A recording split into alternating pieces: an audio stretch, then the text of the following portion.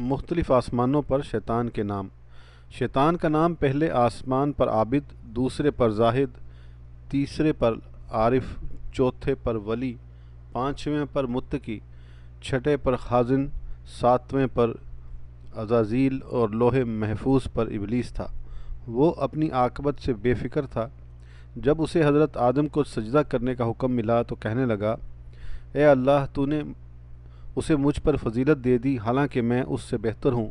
تو نے مجھے آگ سے اور اسے مٹی سے پیدا کیا ہے۔ خداوند تعالیٰ نے فرمایا، میں جو چاہتا ہوں وہ کرتا ہوں۔ شیطان نے اپنے آپ کو آدم علیہ السلام سے بہتر سمجھا اور ننگ و تکبر کی وجہ سے آدم سے منہ پھیر کر کھڑا ہو گیا۔ جب فرشتے آدم علیہ السلام کو سجدہ کر کے اٹھے تو انہوں نے دیکھا کہ شیطان نے سجدہ نہیں کیا، تو وہ دوبارہ سجدہ شکر میں گر